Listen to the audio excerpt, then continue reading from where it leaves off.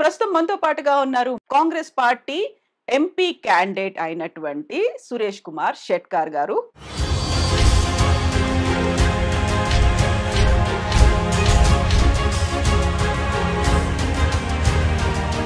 పోటీ పడుతున్నటువంటి కాంపిటీషన్ ఉందనుకుంటున్నారా లేదనుకుంటున్నారా? ఎట్లా అనిపిస్తుంది మీకు? టీఆర్ఎస్ కానీ బీఆర్ఎస్ గెలిచిన బీబీ పాటిల్ గారు సడన్ గా మొన్న 15 రోజుల కిందనే టీఆర్ఎస్ కు రిజైన్ చేసి బీజేపీలో జాయిన్ అయ్యి మరుదిన టికెట్ తెచ్చుకున్నారు.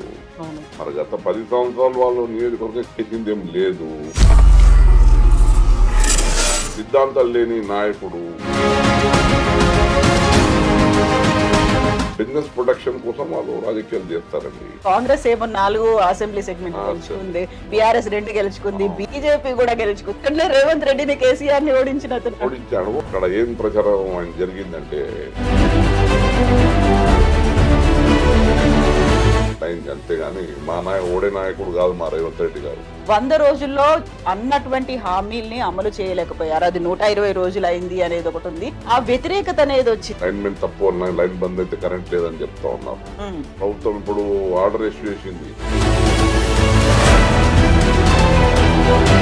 దానికి వచ్చింది బిల్లు చేయడం. ఇట్లా బీజేపీ మాత్రం చెప్తోంది అబ్కి పార్ 400 పార్ అనేది. సో అందులో జహీరాబాద్ కూడా స్లోగన్ పెట్టుకుంటున్నారు. నిజంగా ఏముంది? నిజంగా ఎంత మంది ఉద్యోగాలు వచ్చినాయి? కోట్లు మీరు ఇండస్ట్రీస్ కు మాఫ్ చేసినారు, రైతులకు ఏం మాఫ్ చేసినారు? మరి ఉన్నవాడే ఇంకా ఎదుగుతూ ఉన్నాడు, లేనివాడు అక్కడనే ఉన్నాడు. పార్లమెంట్ ఎన్నికల తర్వాత బీజేపీలో జాయిన్ అయిపోతారు తనకున్నటువంటి 20 మంది ఎమ్మెల్యేలను తీసుకొని అనే మాట. బీజేపీకి ఉన్న ఎంతమంది ఎమ్మెల్యేలు? బీఆర్ఎస్ లో ఉన్న ఎమ్మెల్యేలు ఒక కాలు మీద కాంగ్రెస్ లో ఎప్పుడు చేరుతారని మీరు చూస్తూ ఉన్నారు రోజు. ఎందుకు గెలవాలి బీజేపీ అంటే? మన మోదీ రామ మందిరం పేరు మీద నాకు ఓట్లు పడతాయి. రేవంత్ రెడ్డి గారు 5 కాదు ఇంకా 10 సంవత్సరాలు కూడా పాలించే అర్హత ఉన్నది. మా ప్రభుత్వం ఎటువంటి ఢోకా లేదు. హైదరాబాద్ కాంగ్రెస్ ఎంపీ క్యాండిడేట్ సురేష్ కుమార్ షెట్కార్ గారు. సురేష్ గారు, ఇప్పుడు ఆల్మోస్ట్ 4 అవుతుంది, ఇప్పటిదాకా మీరు లంచ్ చేయలేదు, ఎందుకట్లా? మీరు చూస్తూ ఉన్నారు కదా, ఈ మా ఎన్నికల క్యాంపెయిన్ లో తీరిక లేకుండా సమావేశాలు పెట్టుకుంటూ ప్రచారం చేసుకోవడం, ఇది టైం అనేది మన కంట్రోల్లో ఉండదండి. మనం అందుకే చలేగా అనుకుంటారా? అంతే. అయితే ఎండలేమో విపరీతంగా పెరిగినాయి. లాస్ట్ టైం ఏమో మనకి ఏప్రిల్లోనే అయితే ఈసారి మేలో ఉన్నాయి ఎలక్షన్స్. ఈ ఎండల్ని తట్టుకోవాలి, ఆ తర్వాత ఇంత క్యాంపెయినింగ్ చేయాలి, మీతో పాటుగా అందరినీ చూసుకోవాలంటే ఏం చేసుకుంటారు జాగ్రత్తలు? అసలు ఏం లేదు, ఉన్న కొంచెం ఆరోగ్యం కాపాడుకుంటూ ఇక మెయింటైన్ చేస్తామండి, అంతే. ఆరోగ్యంగా ఉంచుకోండి. అదే టైంకు పోయినా ఉండదు, ఎప్పుడు తింటామో తెలియదు. అవును. అయినా కానీ ఆయనంతో జాగ్రత్త తెచ్చుకొని ముందుకు వెళ్తూ ఉంటాము. ఎండలైతే ఇక ఈ మేలో ఎన్నికలు పెట్టారు, ఫస్ట్ ఫేజ్ లో ఉండాలి. అవును. ఇది అంటే మోదీ గారి సౌకర్యం కోసం ఎన్నికలు. యాక్చువల్లీ మన తెలంగాణ, ఆంధ్రప్రదేశ్ ఎప్పుడు ఫస్ట్ ఫేజ్ లోనే ఎన్నికలు ఉంటుండే. కానీ గతం ఎందుకంటే 2009 to 14 నేను కంటెస్ట్ చేసి ఎంపీగా గెలిచాను. అప్పుడు మన 14 లో కూడా కంటెస్ట్ చేశాను. అప్పుడు అన్ని ఫస్ట్ ఫేజ్ లో ఎన్నికలు ఉండే. కానీ ఇప్పుడు కావాలని 4th ఫేజ్ లో వేసినారు. అంటే మోదీ ప్రత్యేక దృష్టి పెట్టాలి తెలంగాణ మీద అన్న ఉద్దేశంతో అనుకుంటున్నాను. సో ప్రత్యేక దృష్టి అంటే ఇప్పటికి 4 పార్లమెంటు సీట్లు ఉన్నాయి. 4ని కాస్త మేము 12 చేస్తాం, ఇంకొంచెం కష్టపడతాం, 14 వస్తాయని అమిత్ షా చెప్తున్నారు. అదే గైడెన్స్, దిశానిర్దేశాలు చేస్తున్నారు బీజేపీ క్యాడర్ కి. చేస్తున్నారు కానీ బీజేపీ చేసింది ఏం లేదండి రాష్ట్రానికి. నిజంగా తెలంగాణ పోరాటంలో కూడా బీజేపీ పెద్ద సహకారం లేదు. ఆ రోజు మేము పార్లమెంట్ సభ్యులుగా ఉన్నప్పుడు కూడా సుష్మా స్వరాజ్ గారు ఒకరి పొద్దుబలంతో వాళ్ళు సహకరించిన తప్ప ఎల్కే అద్వానీ ముఖ్య నాయకులంతా అవసరం లేదని కూడా చెప్పారు మా ముంగట్నే. ఆయన తెలంగాణకి ప్రత్యేకమైన ఏమి గత 10 సంవత్సరాలు ఏమి ఇచ్చారనేది ఎక్కడ కూడా కనిపిస్తలేదు బీజేపీ వాళ్ళకి. మరి వారు అన్ని మోదీ గ్యారంటీ అంటున్నారు. మోదీ గ్యారంటీ ప్రత్యేకంగా 15 లక్షలు మీరు బ్లాక్ మనీ తెచ్చి నేను మీ బ్యాంక్ ఖాతాలో ఇస్తా అన్నారు 10 సంవత్సరాల కిందని మాట. సంవత్సరానికి 2 కోట్ల ఉద్యోగాలు అన్నారు. మరి రైతులకు డబుల్ రిటర్న్ ఆదాయం చేస్తామన్నారు. మరి ఎక్కడ కూడా లేవు. మరి ఉద్యోగులు నిరుద్యోగులుగా మిగిలినారు. ఇప్పుడు సెంట్రల్ గవర్నమెంట్ 30 లక్షల ఉద్యోగాలు రెడీగా ఉన్నాయి. ఎందుకు రిక్రూట్ చేస్తలేరు మీరు సెంట్రల్ గవర్నమెంట్ లో? 2 కోట్ల ఉద్యోగాలు అయితే పోని తర్వాత మాట. మరి ఈ విధంగా మోదీ గారు మరి ఎక్కడ టీవీలో అయినా మోదీ గ్యారెంటీ అంటున్నారు. నాకు అర్థం అవును, అవుతలేదు. సరికొత్తగా వచ్చినటువంటి బీజేపీ మేనిఫెస్టో కూడా మోదీ గ్యారెంటీ అనే గ్యారెంటీ వచ్చింది. ఏం గ్యారెంటీ మీది? నాకైతే అర్థం కాలేదండి ఇది. మీరు ఏం గ్యారెంటీ ఇస్తున్నారు? 50 రూపాయల డీజిల్ మీద 100 రూపాయలు చేయడం గ్యారెంటీయా? 60 రూపాయల పెట్రోల్ 110 రూపాయలు చేసిన గ్యారెంటీయా? సిలిండర్ 400 అప్పుడు మేము ఉన్నప్పుడు 400 సిలిండర్ 1200 చేసిన గ్యారెంటీయా? అంటే ఏ విషయంలో మీరు గ్యారెంటీ అనేది? ఫుడ్ సెక్యూరిటీ యాక్ట్ తెచ్చింది మేమే. ఇప్పుడు కంపల్సరీ అందరికి వచ్చే ఇప్పుడు వన్ రూపీ అన్నాం, ఇప్పుడు ఇది కదా ఫ్రీగా ఇచ్చే కార్యక్రమం ఉంది. ఇక ఎంప్లాయ్మెంట్ గ్యారెంటీ అంటే రూరల్ దీంట్లో నరేగా తెచ్చింది కూడా కాంగ్రెస్ పార్టీ. మేము ఎంపీ ఉన్నప్పుడే పాస్ చేసిన బిల్లే. అంటే ఇవన్నీ తెచ్చింది. రైట్ టు ఎడ్యుకేషన్ బిల్ కూడా మేమే తేవడం జరిగింది విద్యారంగంలో. అంటే ఏ విధంగా మీరు చేసినారనేది నాకైతే అర్థం కాదు మోదీ గ్యారెంటీ అని. సామాన్య ప్రజలకు మోదీ గ్యారెంటీ వల్ల ఎటువంటి లాభం చేకూరలేదని నేను చెప్తున్నాను. అదే ఇక బీఆర్ఎస్ అయితే మీకు తెలిసిందే. మరి తెలంగాణ వచ్చిన తర్వాత కుటుంబ పాలన జరిగింది. చూస్తూ ఉన్నారు, అవినీతి పాలన జరిగింది. వాళ్ళు దుర్యోగం కూడా విపరీతంగా జరిగింది. ఇప్పుడు అన్ని విషయాలు బయటపడతా ఉన్నాయి. ఈ 2 పార్టీలు కూడా తెలంగాణ రాష్ట్రానికి చేసింది ఏం లేదు. ఇప్పుడు మా రేవంత్ రెడ్డి గారి ఆధ్వర్యంలో డైనామిక్ గా ఒక డైరెక్షన్ తో మన రాష్ట్ర పురోగతి జరుగుతా ఉంది. ఒక విజన్ తో వెళ్తా ఉన్నారు వారు.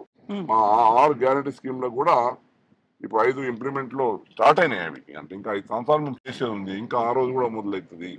ఈ మరి అతి తక్కువ టైంలోనే ఇంత పెద్ద రుణమాఫీ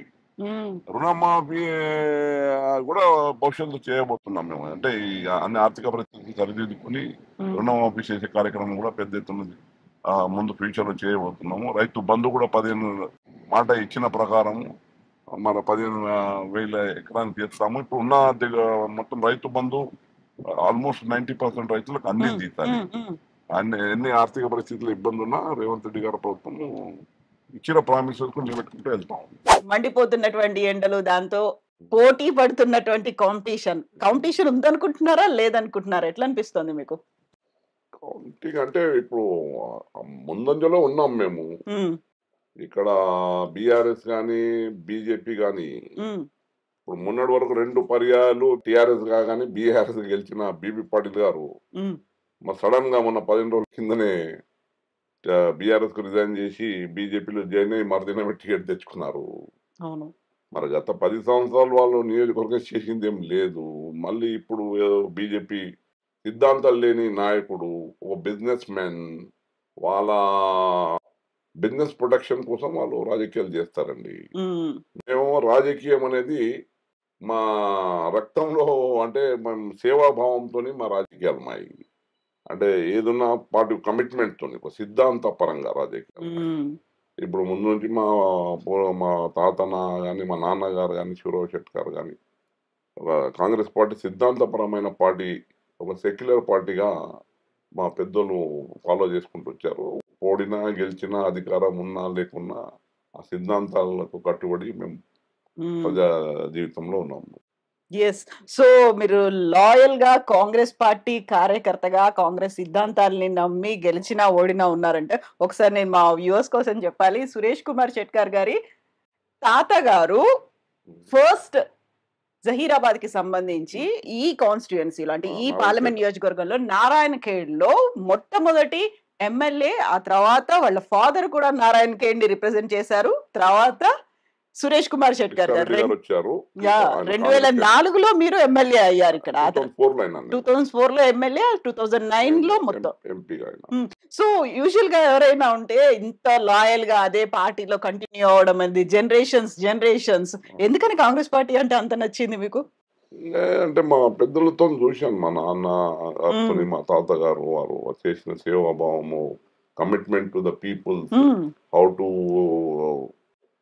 డెవలప్ అవర్ ఏరియా. ముందు చాలా బ్యాక్వర్డ్ ఏరియా ఉండేది. ఇప్పుడు మనకు కనిపిస్తోంది మా నారాయణఖేడ్ కొంచెం ముందంజలో. కానీ అన్ని వెనకటికి చూస్తుంటే మేము చిన్నప్పటి నుంచి వారు కమిట్మెంట్ తో పని చేసుకుంటూ వచ్చారు. మాకు కూడా సేమ్ వారి ఆదర్శంగా వాళ్ళు ఏ విధంగా పని చేసినా మేము కూడా చేయాలని చిన్నప్పటి నుంచి ఆ మనసు మాకు వచ్చేసింది అది ఆలోచన. ఇది ఇక రాజకీయంగా మారి అడుగు జాడలు నడుచుకుంటూ వచ్చాము. సో మీరు 2004లో నారాయణ ఖేడ్ ఎమ్మెల్యే, 2009లో జహీరాబాద్ ఎంపీ, ఆ తర్వాత 2 సార్లు ఓడిపోయారు. మొన్న మాత్రం 2023లో కాంగ్రెస్ పార్టీ మీకు నారాయణ ఖేడ్ టికెట్ ఇచ్చినప్పటికి కూడా అది వద్దని చెప్పారు. నేను ఎంపీగానే కంటెస్ట్ చేస్తానన్నారు. అవును. ఎందుకని?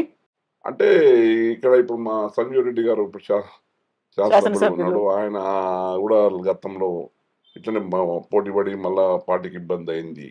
మళ్ళీ ఈసారి కూడా మళ్ళీ పోటీ పడే అవకాశాలు కోఆపరేషన్ ఎక్కడ ఉండదో అని. నామినేషన్ వేసినాడు. ఆ, అలా ఏదో మా నారాయణ ముందు కొంచెం ఫ్యాక్షన్ టైప్ పాలిటిక్స్ ఇది. ఉమ్, ఏదో కొన్ని ఓట్లలో పోయినా కానీ ఇబ్బంది అవుతుంది. అట్లా ఉన్నది నేనే పెద్ద మంది చేసి నీవే ఎమ్మెల్యే కదా, అవసరం ఉంటే నేను పార్లమెంట్ వెళ్తానని మనం హైకమాండ్ కూడా ఒప్పించి చేసి మరి నా వచ్చిన టికెట్ కూడా ఆయనకు ఇప్పించి మరి ఈరోజు ఆయనకు ఎమ్మెల్యే చేసినాం. ఇక పార్టీ హైకమాండ్ కూడా ఎప్పుడు కూడా మా అర్థం లాయల్టీకి చేసుకుంటా. వాళ్ళు గుర్తించారు. ఈరోజు మరి నాకు పార్లమెంట్కి అవకాశం ఇవ్వడం జరిగింది. మరి ఇక ప్రచారంలో ఉన్నాం. సో మీకు కనుక టికెట్ ఇస్తే మీకు కోఆపరేట్ చెయ్యను అని సంజీవ్ రెడ్డి గారు చెప్పారు. అయినప్పటికి కూడా మీరు ఆయనకి టికెట్ ఇచ్చారు. మీ టికెట్ ఆయనకి ఇచ్చేసి ఆయన గెలిపించుకున్నారు. మరి మీరు ఇప్పుడు ఎంపీగా కంటెస్ట్ చేస్తున్నారు. ఆయన దగ్గర నుంచి మీ కోఆపరేషన్ ఎట్లుంది? ఆయన కూడా ఇప్పుడు సంజయ్ రెడ్డి గారు కూడా ఇప్పుడే మీరు చూశారు కదా, అందరు కూడా వారు కూడా మంచి పూర్తి సహకారం అందిస్తా ఉన్నారు. ఉమ్, ఇప్పుడు నారాయణ ఖేడే కాదు మా జహీరాబాద్ నియోజకవర్గంలో 7 ఉమ్, అసెంబ్లీ నియోజకవర్గాలు ఉన్నాయి. ఉమ్, దాంట్లో 4 ఎమ్మెల్యేస్ ఉన్నారు. 7లో ఒక ఆ, ఇప్పుడు మా ఇన్ఛార్జిగా దామోదర్ రాజనరసింహ గారు హెల్త్ మినిస్టర్, ఆ, వారు మా మిత్రులే. వారు ఇన్ఛార్జిగా ఇప్పుడు వ్యవహరిస్తున్నారు. వారు కూడా సహకారం ఉంది. మదన్ మోహన్ రావు అక్కడ ఎల్లారెడ్డి ఎమ్మెల్యే ఆ, ఉన్నారు, వారి సహకారం ఉంది.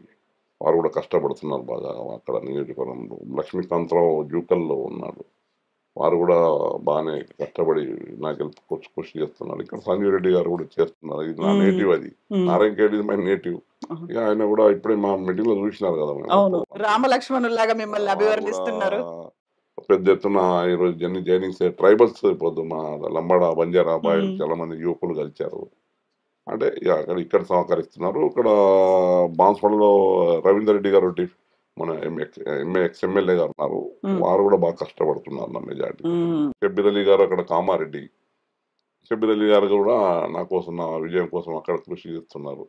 ఇక చంద్రశేఖర్ రావు గారు జైరాబాద్, అక్కడ కూడా ఆయన కూడా మాజీ మంత్రి. ఆయన అక్కడ ఓడిపోవడం జరిగింది. Actually Zaheerabad um, um. Strong hold of Congress అని అక్కడ దీంట్లో ఇదైంది.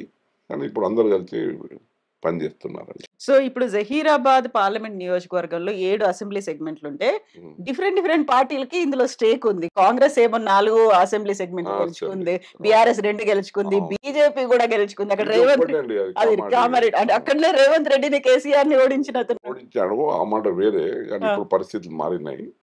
అప్పుడు ఆయన చలో ఆ టైంలో నేటివిటీ అని ఫీలింగ్ తెచ్చాడని ఉమ్, విన్నాను నేను. ఉమ్.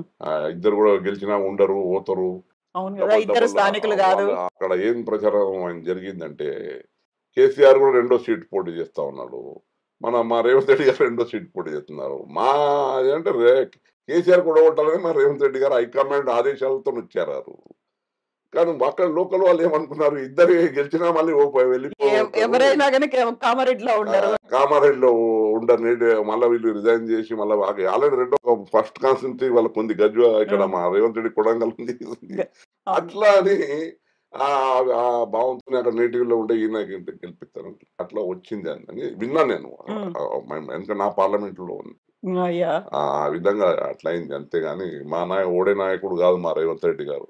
ఆయన ఆయన నా పేరు మీద ఈరోజు రాష్ట్ర గవర్నమెంట్, నూతన గవర్నమెంట్, మరి రేవంత్ రెడ్డి నాయకత్వం ఇంత పెద్ద మ్యాండేట్ మనకు వచ్చింది అంతే.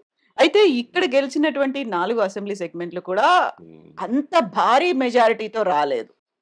కొద్ది మెజారిటీతోనే Yes. కాంగ్రెస్ గెలుచుకుంది. మరి ఈ 5 నెలల్లో పరిస్థితి ఎట్లుందనుకుంటున్నారు మీరు? ఇప్పుడు పరిస్థితి ఇంకా మెరుగైతా ఉంది. అంటే హ్మ్. ఇప్పుడు మా జహీరాబాద్ లో కూడా మెజారిటీ ఇప్పుడు యాక్చువల్లీ జరావది కాంగ్రెస్ ఖర్చు కొట్టది. అవును. అక్కడ పెద్ద ఎత్తున మైనారిటీస్ ఉన్నారు, హ్మ్. దళిత్స్ ఉన్నారు, వాళ్ళ 2 ఓటు బ్యాంకే 1,10,20,20,000 ఓట్లు ఉంది అక్కడ. ఉమ్, మరి మిగతా కమ్యూనిటీ మా రెడ్డిస్ ఉన్నారు, మా లింగాయత్ కమిటీ, నేను లింగాయత్ కమిటీ బీసీలో తెచ్చిన ఘనత మేము లింగాయత్ అదే బీసీలో కూడా ఇంక్లూడ్ చేయించాను నేను ఎమ్మెల్యే ఉమ్, ఉన్నప్పుడు, ఉమ్, రాజశేఖర రెడ్డి గారు ఉన్నప్పుడు కాంగ్రెస్. మొన్న బీసీ ఫైనాన్స్ కార్పొరేషన్ కూడా లింగాయత్ ఫైనాన్స్ కార్పొరేషన్ కూడా తెచ్చాను. మరి మిగతా ఇప్పుడు మున్నూరు కాపు ఉంది, ఉమ్, ఆ గుల్ల కుర్మా ఉంది, మరి ముత్తరాజు ఉంది. ఉమ్. ఇవన్నీ కూడా ఇప్పుడు అన్ని కార్పొరేషన్ చేసినాం, వాళ్ళకి అంత న్యాయం చేసినాం మన ప్రభుత్వంలో, వాళ్ళు జీవో ఇష్యూ చేసి వాళ్ళకి అందరికి చెప్తా ఉన్నాం మేము తప్పకుండా ఆ మార్పు ఉంది. హైదరాబాద్లో ఒక మంచి మెజార్టీ సార్ సాధిస్తాం. అయితే ఈ 5 నెలల కాలంలో మార్పొచ్చింది. లేకుంటే కాంగ్రెస్ ప్రభుత్వం చేసినటువంటి అభివృద్ధి పనులని ప్రజలు చూస్తారని చెప్పినప్పుడు కూడా 100 రోజుల్లో అన్నటువంటి హామీల్ని అమలు చేయలేకపోయారు. అది 120 రోజులయింది అనేదొకటుంది. ఆ తర్వాత ఆ వ్యతిరేకత అనేదొచ్చింది. ఒకవైపేమో కరెంట్ ప్రాపర్‌గా ఇవ్వట్లేదు. నీళ్లు బంద్ చేశారు. రైతు రుణమాఫీ ఇలాంటివన్నీ ఏవి కావట్లేదు. ఏం లేదు అండి, కావాలని ఏదో ఒక దగ్గర లైన్ మెన్ తప్పు లైన్ బంద్ అయితే కరెంట్ లేదని చెప్తా ఉన్నారు. హ్మ్. ఆల్రెడీగా ప్రభుత్వం ఇప్పుడు ఆర్డర్ ఇష్యూ చేసింది, ఏదైనా ఒక లైన్ మెన్ ముందు కట్ చేసే ముందు వాళ్ళకి చెప్పి కట్ చేయాలి, లేకపోతే ఆ లైన్ మెన్ కానీ అక్కడ సంబంధిత అధికారి బాధ్యత. హ్మ్. ఇప్పుడు డ్రింకింగ్ వాటర్ లో కూడా ఏదైనా ఒక సమస్య, ఒక పైప్ పలిగింది అనుకోండి, మన కంటి మండలంలోనే ఒక 2-3 రోజులు ఇబ్బంది అయింది మా కంటి మండలంలో. హ్మ్. మన హ్మ్. లైన్ మన పైప్ ఏదో లైన్ పగిలింది, ఆ పైప్ రిపేర్ చేసి చేయడానికి ఒక 2 రోజులు టైం పడుతుంది కదా, దానికి వచ్చింది బిల్లింపు చేయడము. ఇట్లా ఈ విధంగా ఈవెన్ హైదరాబాద్ లో కూడా మీరు చూడండి, హైదరాబాద్ ఏడుంది cutting, no power cutting Hyderabad, even గ్రామాల్లో కూడా లేదు.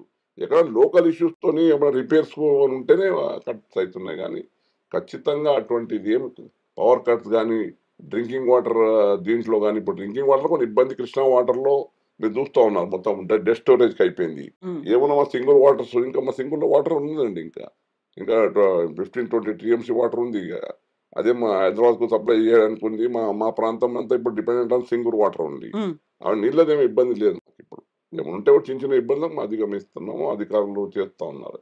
హ్మ్.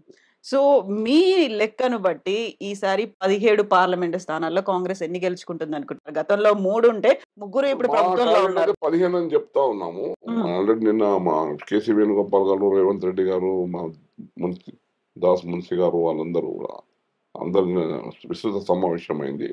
15 ఎట్టి పరిస్థితుల్లో గెలవాలన్నదే మాది ఉంది అండి. హ్మ్. మరి ప్రత్యేకంగా నా నా పార్లమెంట్ సంబంధించి నేను చెప్పుకునాలి. ఇప్పుడు బీబీ పాటిల్ గారు ఉన్నారు. హ్మ్. ఆయన ఆయన గత 10 సంవత్సరాలు ఎటువంటి అభివృద్ధి కార్యక్రమాలు చేయలేదు. ఇక్కడ విస్తృతంగా ప్రజలతో సత్సంబంధాలు పెట్టుకోలేదు. ఆయన ఏం చేసినా ఎన్నికల టైంలోనే ఏమైనా డబ్బులు వాళ్ళకి వీళ్ళకి ఆశలు చూయించి గెలవడానికే ప్రయత్నం చేస్తా ఉంటాడు గానీ, నిజంగా ప్రజల అందుబాటులో ఉండి, మన ప్రాంతానికి అభివృద్ధి చేసే కార్యక్రమాలు ఇప్పుడు 2 సార్లు అవకాశం ఇచ్చిండ్రు ఆయనకు. ప్రజలు కూడా ఆయన విషయం తెలుసు ఆయనకి. ఈయనతోని ఏం కాదు అని. తన స్వలాభం కోసము, తన బిజినెస్ కోసము మళ్ళీ ఆయన పో పార్టీ మార్చిండు. మళ్ళా సిద్ధాంతం లేని నాయకుడు ఆయన. ఎట్టి పరిస్థితి గెలవాలి. ఎందుకు గెలవాలి బీజేపీ అంటే, ఏమన్నా మన మోదీ రామ మందిరం పేరు మీద నాకు ఓట్లు పడతాయి, నేను గెలవాలన్న ఉద్దేశంతోనే నిలబడ్డాడు. హ్మ్. హ్మ్. ఏమన్నా అక్కడక్కడ ఏమన్నా అవకాశవాది నాయకులు ఉంటే వాళ్ళకి డబ్బులు ఇయ్యాలా, ఇది చేయాలన్న ఉద్దేశంతోనే ఆయన కార్యక్రమం నడుస్తా ఉంది. నిజంగా ఆయన చేసిన సేవ ఏం లేదు, అభివృద్ధి ఏం లేదు. సో, ఇప్పుడు మీరు చెప్పినట్టుగా ఆయన అభివృద్ధి చేయలేదు ఇవన్నీ అనుకుంటున్నప్పుడు బీజేపీ మాత్రం చెప్తోంది అబ్ కీ బార్ 400 పార్ అనేది. సో, అందులో జహీరాబాద్ కూడా ఇవాళ ఉందని. స్లోగన్ పెట్టుకుంటున్నారు. వాటి సోషల్ మీడియాలో ఇవన్నీ ఉన్నాయండి. హ్మ్. నిజంగా ఏముంది? నిజంగా ఎంతమంది ఉద్యోగాలు వచ్చినాయి? మేము first where is your employment? హ్మ్. మోదీ గారికి దేశంలో ఎంతమందికి లెక్కలు చెప్పమనండి. మోదీ గారికి ధరలు పెరిగినాయి, ధరల అదుపు ఎంతవరకు మీరు ధర అదుపు చేస్తున్నారు? ఎంత ఎన్ని ఇబ్బందులు సామాన్య ప్రజలు ఫేస్ చేస్తా ఉన్నారు ఈరోజు. దాని గురించి మీరు మాట్లాడతలేరు. మీరు ఒకటే మా మూడో ఆర్థిక వ్యవస్థ చేయాలి, బలమైన ఆర్థిక వ్యవస్థగా చేయాలి. పెద్ద పెద్ద ఇండస్ట్రీస్‌కు పెద్దగా ధనవంతులు వాళ్ళే కావాలి గానీ, ఆహ్, ఆ డబ్బనేది సామాన్యులకు పొందాలి, పోవాలి గదండీ. 16,00,000 కోట్లు మీరు ఇండస్ట్రీస్‌కు మాఫ్ జేసినారు. రైతులకేం మాఫ్ జేసినారు మరి? రైతులే అన్నదాతలు గదా! రైతులకు ఎటువంటి మీరు న్యాయం చేసినారని మేము అడుగుతా ఉన్నాం మీరు. హ్మ్. రైతులు ఇంత ప్రొటెస్ట్ జేసినారు మీరు. ఢిల్లీలో జేసినారు మాకు మినిమమ్ సపోర్ట్ ప్రైస్ ఇయ్యాలని. దాని మీద ఇప్పటికి మీరు స్పష్టమైన హామీ లేదు మీది. మరి అటువంటి టైంలో మీరు రైతులకే మీరు చేయండి న్యాయము. మిగతా పెద్ద పెద్ద ఇండస్ట్రీలు చేసి దేశం ఆర్థికంగా వెలుగుతున్నదంటే ఎట్లండి? ఉమ్, మొత్తం 140 కోట్లు ప్రజలు కూడా అందాలి కదా! ఆర్థిక మన ఆర్థిక పరిస్థితి మెరుగైనప్పుడు మిగతా ప్రజలకు కూడా సమానంగా పోవాలది. అది లేదు ఇది. ఉమ్, ఉన్నవాడే ఇంకా ఎదుగుతూ ఉన్నాడు. లేనివాడు అక్కడనే ఉన్నాడు. ఉమ్, అది మేము వీఆర్ అగైన్స్ట్ ఫర్ దట్. మా కాంగ్రెస్ హైకమాండ్ గాని, మా నాయకుడు రాహుల్ గాంధీ గాని, మా కాంగ్రెస్ సిద్ధాంతం ఏముంటుంది? ఏది కూడా డబ్బు అనేది సమపాలలో కింది వరకు చేరాలి. ఇప్పుడు మేము ఎంప్లాయ్‌మెంట్ గ్యారంటీ స్కీమ్ అన్నాం. ఉమ్, అది మేము మొదలుపెట్టిన గ్రామీణ ప్రాంతం మీకు ఎక్కడైనా నిరుద్యోగులు లేకుండా ఈ ఎండాకాలం ఉంది. వాళ్ళకి ఉపాధి దొరకది. కానీ మీరు ఎక్కడ పని నుంచే బాధ్యత ఒక చట్టం మీద ఇచ్చినాం కదండీ ఈరోజు. దానికి ఇప్పుడు 300 ఉంటే దానికి రూ. 400 పర్ డే అని మేము మా మేనిఫెస్టోలో పెట్టడం జరిగింది. ఉమ్, మన బీసీ కులాలకు కూడా పాపులేషన్ ప్రతిపాదికగా వాళ్ళకి న్యాయం జరగాలి. ఇప్పుడు మన మేనిఫెస్టోలో పెట్టింది. దానికి జనన కావాల. వాళ్ళు ఎంత పాపులేషన్ ఉంది. వాళ్ళ జనాభా ప్రకారం వాళ్ళకి న్యాయం జరగాల. అన్నది ఇప్పుడు కాంగ్రెస్ సిద్ధాంతం అండి. సామాజిక న్యాయం కావాలి ఉమ్, అన్నది కాంగ్రెస్. రైతులకు ఎంఎస్పీ మినిమం ఇవ్వాలని వాళ్ళకి మంచి ఎంఎస్పీ ఇచ్చి స్వామినాథన్ కమిషన్ సిఫార్సులు రికమెండేషన్స్ అయితే ఉన్నాయో అవన్నీ ఇచ్చేయాలని. ఉమ్, ఈ విధంగా మా రైతుల కోసం కానీ ప్రతి యువకునికి మినిమం అండి ఒక ₹1,00,000 వరకు వాళ్ళు మన స్కిల్ ట్రైనింగ్ అని ఇచ్చి వాళ్ళకు ఇచ్చేయాలని. స్కిల్ ట్రైనింగ్ చేస్తేనే వాళ్ళు రేపు మంచి ఉద్యోగ అవకాశాలు వస్తాయని అది కూడా ఒక మేనిఫెస్టోలో పెట్టడం జరిగింది. మహిళలకు కూడా ఒక మహిళ కుటుంబానికి కనీసం ₹1,00,000 ఉమ్, మనకు ఆర్థిక సాయం ఆ కుటుంబం ఎదగడానికి అని కూడా ఈ మేనిఫెస్టోలు ఇవన్నీ అంటే మా స్టేట్ మేనిఫెస్టో 6 కాకుండా ఈ సెంట్రల్ మేనిఫెస్టో కూడా ఇవి యాడ్ చేయడం జరిగింది. అంటే దేశంలో ఉన్న డబ్బు సమానంగా అందరికీ అందరికీ అందాలన్నది మా కాంగ్రెస్ సిద్ధాంతం. సో సామాజిక న్యాయం అందరికీ సమాన అవకాశాలు ఉండాలి. ఆ, అక్కడ ఉన్నటువంటి డెవలప్మెంట్ కూడా అందరికీ అందాలని అందాలి. ఇంత మీరు చెప్తున్నప్పటికి కూడా ప్రధానంగా వినిపిస్తున్నటువంటి ఆరోపణ రాష్ట్రంలో రేవంత్ రెడ్డి సర్కార్ ఎక్కువ కాలం ఉండదు. ఆ తర్వాత పార్లమెంట్ ఎన్నికల తర్వాత బీజేపీలో జాయిన్ అయిపోతారు తనకున్నటువంటి 20 మంది ఎమ్మెల్యేలని తీసుకొని అనే మాట. మాట లేదండి. బీజేపీకి ఉన్న ఎంతమంది ఎమ్మెల్యే అండి? 8 మంది ఎమ్మెల్యేస్. ఉమ్, ఇప్పుడు బీఆర్ఎస్ లో ఉన్న ఎమ్మెల్యేలు ఒక కాలు మీద కాంగ్రెస్ లో ఎప్పుడు చేరుతారని మీరు చూస్తూ ఉన్నారు రోజు. ఉమ్, వాళ్ళే కనీసం 30 మంది ఎమ్మెల్యేలు వచ్చి చేరే పరిస్థితి ఉంది ఈ రోజు. మా ప్రభుత్వం ఎటువంటి ఢోకా లేదు. రేవంత్ రెడ్డి గారు 5 కాదు ఇంకా 10 సంవత్సరాలు కూడా పాలించే అర్హత ఉన్నది. ఆ పాపులారిటీ ఉంది. ఆ విజన్ ఉన్నది. ఉమ్, మన రాష్ట్ర అభివృద్ధి కానీ వెల్ఫేర్ స్కీమ్స్ కానీ మా కాంగ్రెస్ పార్టీ ఇక్కడ వెల్ఫేర్ స్కీమ్ చేసుకుంటూనే మరి రాష్ట్ర అభివృద్ధి కూడా ఆర్థికంగా ఎదగాలన్నది మా కార్యక్రమం ఉంది. అది మీరు భవిష్యత్తు చూస్తారు పాపం. ఇప్పుడు 3 నెలలు అయింది. మొన్న రాగానే కోడ్ వచ్చింది. కోడ్ ఉమ్, వచ్చింది కానీ 5 గ్యారెంటీలు ఇంప్లిమెంట్ చేసినాము. మళ్ళీ డెఫినెట్ చేస్తాం. ఇప్పుడు మేము రేపు సెంట్రల్లో మా గవర్నమెంట్ రాబోతుందండి. మీరు అనుకుంటున్నారు మోదీ 400 అనే ఏం లేదు. ఉమ్, రీసెంట్ సర్వేలో 2-3 రోజుల కింద మీరు చూసినారు. నార్త్ లో మోదీ ఏది అనుకుంటున్నా టార్గెట్ రీచ్ కాలేకపోతున్నారు. అందుకే సౌత్ మీద దృష్టి పెట్టాలని వారు ఆరాటం. కానీ ఇక్కడ సౌత్ లో కూడా ప్రజలు అదేదో రామ మందిరం దీని మీద మేము గెలుస్తామన్న ఒకటే ఇష్యూ వాళ్ళు చేస్తున్నారు. రాముడు వారు ఒక్కరిది కాదు. రాముడు అందరు వాడు మా వాడు కూడా రాముడే కదా. మా ఇంట్లో పూజించమ్మా. ఇప్పుడు మేమే రామ మందిరం మా దగ్గర నారాయణఖేడ్లో మా 400 years ఓల్డ్ ముంగట రామ మందిరం ఉంది. మేము సొంతంగా మేమే కట్టిస్తున్నామండి. పునర్నిర్మాణం చేస్తున్నాం రామ మందిరం. ఉమ్, దానికి డబ్బులు పెట్టి. అంటే మేము రాముని గురించి మా భక్తులం కదా. రాముని మీ బీజేపీ వాళ్ళే రాముని భక్తులా? అంటే ఈ విధంగా దేవుని పేరు పెట్టుకుని మీరు విజయం ఇవ్వాలి చేయడం ఇది భావ్యం కాదు. మీరు ఉంటే డెవలప్మెంట్ మంచి వేరే ఇష్యూస్ మాట్లాడండి. దేవుని మాటలు ఎందుకు మాట్లాడుతున్నారు మీరు? మతపరంగా ఎందుకు మాట్లాడుతున్నారు? మతపరంగా ఎవరి మతం వాళ్ళకు మా రాజ్యాంగంగా మనకు వాళ్ళ హక్కు ఉన్నది. దాని ప్రకారం సామరస్యంగా ఎవరు వాళ్ళు ఇక్కడ హిందూసే కానీ ముస్లిమ్సే కానీ క్రిస్టియన్సే కానీ సిఖ్లే మతపరంగా మన రైట్స్ ఉన్నాయి. మన కాన్స్టిట్యూషన్ ఉన్నది. దాని ప్రకారం అందరూ ఎవరి వాళ్ళు ఉన్నారు మన ప్రేమంగా ఉండాలనేది కాంగ్రెస్ కోరుకునేది. వారి మధ్యన దూరం పెంచకూడదు కదండి.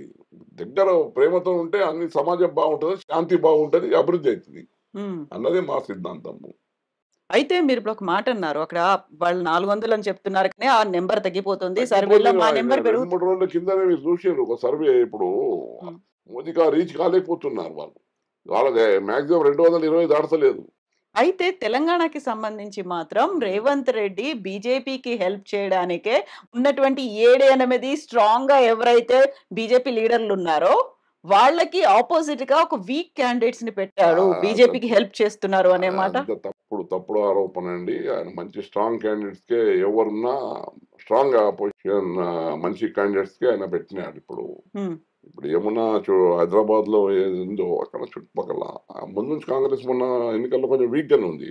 రంగారెడ్డి జిల్లా గాని కొంచెం హైదరాబాద్ మీరు చూసినారు. హ్మ్. అటు దాన్ని ఏ విధంగా స్ట్రాంగ్ చేయాలి, కాంగ్రెస్‌కి ఏ విధంగా గెలిపించాలన్న దీని మీదనే వారు వర్కౌట్ చేస్తున్నారు. ఇప్పుడు ఉన్న దాంట్లో మంచి క్యాండిడేట్స్‌కే వారు పెట్టినారు. హ్మ్. గెలిచాక మీరు చూస్తారు మీరు. వచ్చే 13 నాటి తర్వాత మీరు చూస్తారు మంచి తప్పకుండా ఆ సీట్లు కూడా మనం గెలవబోతున్నాం. హ్మ్. సో, ఇక్కడ నారాయణఖేడ్‌కి సంబంధించి ఒక గ్రూపులనేవి ఉన్నాయి. సో, అసెంబ్లీ ఎన్నికల టైంలో కనిపించాయి. మీరు కొంచెం వెనకడుగేసి నేను పార్లమెంట్‌కే పోటీ చేస్తానని చెప్పినప్పటికి, మీ మీద కూడా పర్సనల్‌గా వచ్చినటువంటి అవినీతి ఆరోపణలు, లేకుంటే భూ కబ్జాలు, అక్రమాలు చేశారు అనే దానికి ఏమో ఈ ఉంటే నారాయణఖేడ్ అడ్డాగా తరతరాలుగా మీరిక్కడే ఉన్నారు కాబట్టి, హ్మ్. ఏం చెప్తారు ఆన్సర్? మాకు అటువంటి అవినీతి ఆరోపణలు లేవండి. ఎక్కడ మా మా ఫ్యామిలీ‌లనే హ్మ్. మేము యాక్చువల్లీ ఇప్పటికి నేను నా రాజకీయ జీవితంలో మా నాన్నగారిది గాని, మా గ్రాండ్ ఫాదర్ అటువంటి ఆరోపణలు ఎక్కడ కూడా లేవు. ఎవరైనా ఒక డబ్బు తీసుకున్నది కూడా ఆరోపణ లేదు మా దగ్గర. హ్మ్. ఇక రాజకీయ ప్రత్యర్థులు ఏదో చెప్తా ఉంటారు. కానీ వేర్ ఈస్ ది ప్రూఫ్? వాటికి మా రాజకీయాల్లో మాటలతోని చెప్పుడు వేరే. హ్మ్. నిజంగా ఏమైనా ఉంటే ప్రూవ్ చేయాలా? ప్రూవ్ చేసి చూపించాలి కదండీ! అటువంటి ఆరోపణలు ఏం లేవు మాకు. మా ప్రజలు కూడా మీరు ఎక్కడైనా అడగండి. ఆరోపణలు లేవా? రుజువులు లేవా? ప్రజలను మీరు అడగండి. ఎవడి సురేష్ శెట్టి గారు? ఆయన హ్మ్. క్యారెక్టర్ ఏంది? ఆయన ఏ ఎటువంటి వ్యక్తి అని వారే చెప్తారు. మేము చెప్పేది అవసరం లేదు. హ్మ్. సో, ఇప్పుడు మనం నారాయణఖేడ్‌లో ఉన్నటువంటి ఈ ఇంటి గురించి మాట్లాడుకుంటే ఆల్‌మోస్ట్ ఒక 100 ఏళ్ల పై ఉందా ఇది? యాహ్! ఎంత? ఇది మా తాతగారు కట్టింది 100 ఇయర్స్ ఉంటూ హ్మ్. సో, అప్పుడు స్వాతంత్ర సమరయోధుడిగా ఉన్నప్పుడు కట్టిందా? లేకుంటే ఆయన ఎమ్మెల్యే అయినప్పుడు లాయర్‌గా ఉండేయండి. హ్మ్. అప్పుడు దాని బిఫోరే కట్టారు. అప్పుడు వాళ్ళు కట్టింది అప్పుడు ఆ కాలంలో లాయర్‌గా ఆనాడు ప్రాక్టీస్ చేసి హ్మ్. వాళ్ళు కట్టిందుంది. హ్మ్. తర్వాత ఇగ వాళ్ళంతా రాజకీయాలొచ్చి అంతా రాజకీయమే వ్యవసాయం. హ్మ్. మేమంతా వ్యవసాయదారులము. రాజకీయము, వ్యవసాయము, సొంత వ్యవసాయం అది. సో, ఈ పాత ఇంటిని అట్లనే ఉంచినందుకు దీన్ని మళ్ళీ రెనోవేట్ జేయాలి, దీన్ని మార్చుకోవాలనేది గూడా అనిపించలేదా? మాకు దీనికే రెనోవేట్ చేస్తూ ఉంటాం. గోడలు రెనోవేట్ చేస్తేనే మంచిగుంటాయి గదండీ! హ్మ్. డిఫరెంట్‌లో దీన్ని డిస్మాంటిల్ దీన్ని జేయాలి అట్లా ఏం అనిపించలేదు. దాని పాతదానికే యాంటిక్ లాగే వాడుతున్నాలి. హ్మ్. హ్మ్. అట్లా వాడుకుంటున్నాం. హ్మ్. సో, మీ తాతగారు, మీ నాన్నగారు ఇద్దరు అడ్వకేట్‌లు. మరి మీరు మాత్రం ఈ అగ్రికల్చర్ సైన్స్ యెస్. జేసి యెస్. ఇటువైపు నాకు ఎందుకొచ్చిండ్రు? వ్యవసాయం అంటే ఇంట్రెస్ట్ అండి. హ్మ్. యాక్చువల్లీ అందుకని నేను అగ్రికల్చర్ చేసి వ్యవసాయం గూడా చేశాను నేను. తర్వాత రాజకీయాలొచ్చిన తర్వాత కొంచెం బిజీ అయిపోయాను గానీ, అదర్‌వైజ్ నేను వ్యవసాయ బదుడైన తర్వాత మా నారంకేడ్‌లోనే మంచి వ్యవసాయం చేసేవాడిని. హ్మ్. తర్వాత ఇగ రాజకీయాలొచ్చిన తర్వాత ఇగ దీని రాజకీయాల మీద ఎక్కువ దృష్టి. సో, రాజకీయాలు మీకు వారసత్వంగా వచ్చినాయి. ఆ తర్వాత మీకొక బాబు ఉన్నాడు, ఇద్దరు అమ్మాయిలున్నారు. ఒక అమ్మాయి మాత్రం ఇంట్రెస్ట్ చూపిస్తుందా గిరిజ తనేమన్నా? ఆమె స్పోక్స్ పర్సన్‌గా పనిచేస్తుంది. మీడియాలో మాట్లాడుతా ఉంది. వార్ హ్మ్. రూమ్‌లో పార్టీకి కూడా ఆమె సేవలు అందిస్తా ఉంది. హ్మ్. ఇక మా సన్ గూడా ఆయన గూడా ఒక ఇండస్ట్రీలో ఉంది. ఓకే. ఫుడ్ ఇండస్ట్రీ అది చేసుకుంటూ ఆయన గూడా మా ఫ్యామిలీలో అందరూ అండి. పోస్ట్ కోసం కాకుండా ఇటువంటి ఏమున్నా ఇంట్రెస్ట్ చూయిస్తా ఉంటారు రాజకీయాల్లో. హ్మ్. తమ్ముని దగ్గరికెళ్ళి హ్మ్. హ్మ్. అలాగా. హ్మ్. సో, ఇప్పుడు మళ్ళీ మనం జహీరాబాద్‌కి సంబంధించి మాట్లాడుకుందాం. జహీరాబాద్ పార్లమెంట్‌లో ఇప్పుడు బీఆర్ఎస్ ఇక్కడ 2 సార్లు గెలిచింది. మీరు అవును. అవును. 2014 అవును. 2009లో మీరు గెలిచినప్పటికి అవునవును. తెలంగాణ రాష్ట్ర ఏర్పాటుకు జరిగినటువంటి ఉద్యమంలో మీరు పార్టిసిపేట్ చేసిండ్రు. మీ అవునండి. వాయిస్‌ని పార్లమెంట్ వేదికగా వినిపించిండ్రు. బట్ అవునండి. 2014లో ఓడిపోయిండ్రు. అది టీఆర్ఎస్ గెలుచుకుంది. ఆ అవును. తర్వాత 2019లో కూడా టీఆర్ఎస్సే యెస్. గెలుచుకుంది. యెస్. యెస్. ఇప్పుడు అదే సిట్టింగ్ ఎంపీ బీజేపీ నుంచి పోటీ చేస్తున్నారు. సో, టీఆర్ఎస్ బలం పెంచుకుంది అంటారా? లేకుంటే గాలి అనిల్ కుమార్ ఈసారి ఇక్కడి నుంచి కంటెస్ట్ చేస్తున్నారు. ఎట్లా చూస్తున్నారు మీరు? ఇప్పుడు గాలి గూడా ప్రయత్నం చేస్తుండు గానీ, BRS day to day cadre divert హ్మ్. అయిపోతుంది అండి. హ్మ్. మాక్సిమం కాంగ్రెస్‌లో కలుస్తున్నారు. లేకపోతే అక్కడ బీజేపీలో కలుస్తున్నారు. అట్లా కొంచెం ముందున్నంత గట్టిగా కనపడతలేదు హ్మ్. బీఆర్ఎస్. హ్మ్. డిమోరల్ ఇది అవుతున్నదేమో అనిపిస్తా ఉంది. అంటే ఓటు ఎందుకలా? పెట్టినారో ఎందుకు? తెలియదు. ఎందుకు? ఏమో ఇప్పుడు కేసీఆర్ మన ప్రజలు చెప్పాలి దానికి. ఇప్పుడు ఓటు రూపంగా రేపు ఎన్నికల్లో చెప్తారు ఏంది అది బీఆర్ఎస్ అనేది. హ్మ్. అంటే నిజంగా కార్యకర్తలు నాయకుల్లో అయితే మార్పు ఉంది. హ్మ్. రోజు ఒక వాళ్ళు కొందరు కాంగ్రెస్ సగం మంది కాంగ్రెస్ లో వస్తున్నారు నాయకులు, కొందరు అటు వెళ్తున్నారు. మరి నిజంగా ప్రజలు ఉన్నారా లేదా అనేది ఇక వచ్చే ఎన్నికలే ప్రూవ్ చేయాలి వాళ్ళకు. హ్మ్. ఏదో చూస్తే జనాలైతే మళ్ళా వస్తున్నారు, వాళ్ళు మీటింగ్ పెడితే వస్తున్నారు కానీ ఓట్లు ఎట్టేస్తారనేది కొంచెం నాకు డౌట్ ఇప్పుడు. ఓకే. ఏమన్నా జహీరాబాద్ అనేది ముందు నుంచి కాంగ్రెస్‌కి ఒక ఆ, కంచుకోటలా ఉంది. కాకపోతే తెలుసు. తెలంగాణ రాష్ట్రం వచ్చిన తర్వాత అది బీఆర్ఎస్ వైపయింది. 2 సార్లు బీఆర్ఎస్. ఈసారి అది మళ్ళీ మారి మీ వైపు వస్తుందనుకుంటున్నారా? డెఫినెట్లీ అండి. ఈసారి మీరు చూస్తారు. హ్మ్. మళ్ళా మేము రిగైన్ మాది ఓల్డ్ ప్రాసెస్ అన్నట్లు ఇది. మా మా మెదక్ జిల్లా అంటే పాత మెదక్ జిల్లా స్లోలీ అవేకన్ అవుతారు మా వాళ్ళు. హ్మ్. హ్మ్. ఇప్పుడు వేరే జిల్లాలో స్పీడ్ గా చేంజ్ మీకు చేస్తుంది కదా. మెదక్ అనేది ఉద్యమాల కిల్లా అంటారు. అక్కడి నుంచి అంటాము స్టార్ట్ కానీ అయింది. జనరల్ చూసినాం మొన్న. ఇప్పుడు 10 అవుట్ ఆఫ్ పాత జిల్లా 10 లో 3 గెలిచాం మేము. అవును. కానీ ఇప్పుడు ఈ ఎన్నికల్లో మీరు చూడండి రివర్స్ ఉంటుంది మా హ్మ్.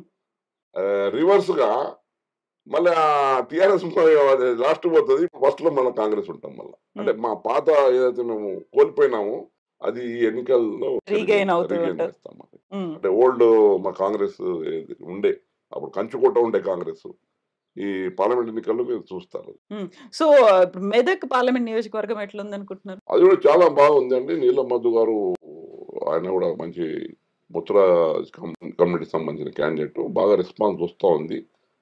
మనం చూసినాం గత 3-4 రోజుల నుంచి, వారం రోజులు చూస్తున్నాం. ఆయన బాగానే పుంజుకుంటున్నాడు డే టు డే. హ్మ్. అక్కడ ఏమున్నా అక్కడ సిద్దిపేట, గజ్వేలు. గజ్వేల్ అక్కడ అక్కడ కూడా బాగా మంచిగా కార్యక్రమాలు అవుతున్నాయని, మార్పు ఉంది అని చెప్తా ఉన్నారు. అది కూడా చాలా అంత ఈజీగా కాదు. కాంగ్రెస్ కూడా నెగ్గే అవకాశాలు ఉన్నాయి అంటున్నారు. హ్మ్. సో, ఓవరాల్‌గా ఇప్పుడు 17 పార్లమెంటు స్థానాలు తెలంగాణకి సంబంధించి. ఉమ్. అందులో ఎవరెవరికి ఎన్ని నంబర్స్ వస్తాయని అనుకుంటున్నారు మీరు? ఏమైతే మా కాంగ్రెస్ 15 వస్తాయి అనుకుంటున్నాను నేను. 15. 15 వస్తాయండి. హ్మ్. ఆ నమ్మకంతో మేము పనిచేస్తున్నాము. ఓకే. ఆ, ఆ 2 ఎవరికిస్తున్నారు? ఇక ఇక మిగిలిన 2 ఇక ఎవరివి? ఎవరికనేది ఇక జనాలే చెప్పాలండి అది యాక్చువల్లీ. ఓకే. మేమది మా ప్రయత్నము, మా రేవంత్ రెడ్డి గారు, మా హైకమాండ్ దిశ నిర్దేశించింది. హ్మ్. తప్పకుండా ఉంది. మా జైరాబాద్ పార్లమెంట్ కూడా ఇప్పుడు 2 సార్లు ఆయన బీవీ పాటిల్ని, ఎందుకంటే బీవీ పాటిల్ ఇప్పుడు అయితే డబ్బులతోనే ఆయన, అంటే ఏంటో ఒక బిజినెస్ మెన్ గా డబ్బుల ద్వారా నేను గెలవాలని చూస్తా ఉన్నాడు. మేము ప్రజల ద్వారా గెలవాలంటున్నాం. ప్రజా సేవ ద్వారా చేయాలంటున్నాము. మంచి పనులు చేసి మా ప్రాంత అభివృద్ధి ద్వారా మంచి పనులు చేసి గెలవాలని మాది తపన. హ్మ్. మరి తప్పకుండా ప్రజలు అర్థం చేసుకుంటారు. ఆయనకు 2 సార్లు అవకాశం ఇచ్చినా ఏం చేయలేదు, ఏమి చేయడు. ఆయన ఆయన ఆయన సొంత బిజినెస్ కోసమే పనిచేస్తాడనేది ప్రజలకు అర్థమైంది. మన గాలి అనిల్ కుమార్ గారు స్థానికుడు కాదు ఆయన. ఆయన గాని తెచ్చి నిలబెట్టినారు. ఆయన మెదక్ ప హ్మ్. పడంచేరు అమీన్పూర్ వాసి ఆయన. చలో ఆయన ఆయన ప్రయత్నం ఆయన చేస్తా ఉన్నాడు. కానీ నాకు పూర్తి విశ్వాసం ఉంది. మా జైరాబాద్ ప్రజలు అంటే 7 నియోజకవర్గం ప్రజలు ఎక్కడ జహీరాబాద్ గాని, అందోల్ గాని, నారాయణఖేడ్ గాని, జూకల్ గాని, బాన్స్వాడ గాని, ఎల్లారెడ్డి, కామారెడ్డి వరకు కూడా మాకు తప్పకుండా మంచి మెజారిటీ ఇస్తారని నమ్ముతున్నాను. సో, ఇక్కడ మనం అనివార్యంగా మాట్లాడుకోవాల్సింది ఓటర్లకు సంబంధించి, అందులో కమ్యూనిటీ ఓటర్లకు సంబంధించి. యెస్. మీరు బీబీ పాటిల్ గారు ఇద్దరూ సేమ్ కమ్యూనిటీకి యెస్. చెందిన యెస్. వాళ్ళు. అవును. లింగాయత్ కమ్యూనిటీ. గాలి అనిల్ కుమార్ ఏమో మున్నూరు కాపు మున్నూరు కమ్యూనిటీ. కాపు. ఇక్కడ బీసీ ఓట్లు ఎక్కువున్నాయి అనుకున్నప్పుడు ముగ్గురు సేమ్ అదే బీసీకి సంబంధించి ఉన్నప్పుడు ఎలా అవునండి. ఓట్ డివిజన్ అవుతుందనుకుంటున్నారు? డివిజన్ మెజారిటీ పర్ఫార్మెన్స్ బేస్డ్ గా ఉంటాయండి. హ్మ్. ఎంపీ ఏం చేసినాడు నేను చెప్పగలుగుతాను. నేను తెలంగాణ సాధించాను, తెలంగాణ కోసం పోరాడాను నేను అని నేను నేను చెప్పే శక్తి నాకు ఉంది. హ్మ్. నేను తెలంగాణ బిల్లు పాస్ చేసిన, మా సోనియా గాంధీకి ఒప్పించిన, మా హైకమాండ్కి ఆ ఒప్పించిన, టైంలో నేనక్కడున్నాను నేను అని. ఉన్నానని చెప్తాను. హ్మ్. ఆ చెప్పే రైట్ నాకుంది. డెవలప్మెంట్ లో కూడా నేను జాతీయ రహదారుల విషయంలో కూడా అండి. ఇప్పుడు మా సంగారెడ్డి జహీరాబాద్ హైవే 4 లేన్ అయింది నా హయాంలోనే అయింది. మరి ఇప్పుడు మీరు ఈ రోడ్ వచ్చారు చూడండి, సంగారెడ్డి టు నాందేడ్ అకోలా రోడ్ 2012 దానికి జాతీయ రహదారి గారు కన్వర్ట్ చేసి 14లో టెండర్ కూడా వేయించారు. అప్పుడే 14 వరకు మా మా గవర్నమెంట్ అయిపోయింది కానీ అప్పటికి మనం ట్రాక్ మీద తెచ్చినాము. హ్మ్. అది మెల్లగా మెల్లగా ఇప్పటివరకు మనం 7 సంవత్సరాల్లో ఇప్పుడు కంప్లీట్ అయింది. అంటే అది తెచ్చిన ఘనత కూడా నాదే. మరి నీమ్స్ ఇండస్ట్రియల్ మ్యానుఫ్యాక్చరింగ్ జోన్ అప్పుడు సెంట్రల్ గవర్నమెంట్ ఉన్నప్పుడు గీతారెడ్డి గారు పరిశ్రమ శాఖ ఉన్నప్పుడు ఇండస్ట్రీస్ కోసం జైరాబాద్లో మరి అది నీమ్ తేవడం జరిగింది. కానీ గత 10 సంవత్సరాల్లో టీఆర్ఎస్ దాని గురించి పట్టించుకోలేదండి. పెద్ద ఇండస్ట్రీస్ రాలేదు. కానీ ఇప్పుడు ఆ ఇండస్ట్రీస్ కోసం కూడా ఒక 5-6 వేల ఎకరాలు ఆల్రెడీ అక్వైర్ అయింది. వాళ్ళు కొంచెం రైతులు అక్కడక్కడ కొన్ని సమస్యలు ఉన్నాయి. వాళ్ళు మంచి ప్రైజ్ ఇచ్చి కంపెన్సేషన్ ఇచ్చి కొంచెం మంచి పరిశ్రమలు వచ్చే అవకాశాలు ఉన్నాయి. దాంట్లో హుండై పరిశ్రమ కూడా ఒకటి వస్తూ ఉంది. దానికి 200 ఎకరాలు అలాట్మెంట్ అయింది. అటువంటి చాలా పెద్ద పెద్ద పరిశ్రమలు వచ్చే అవకాశాలు ఉంది. నేను ఎంపీగా వస్తే మా ప్రభుత్వం ద్వారా మన రేపు సెంట్రల్ గవర్నమెంట్ వస్తే ఇంకా మంచిది. మా ప్రాంత అభివృద్ధికి ఇండస్ట్రియల్ జోన్గా ఎదగడానికి అవకాశం ఉంటుంది. Thank you so much Suresh Kumar garu. All the best to you అండి. Thank you. Thank you. Thank you.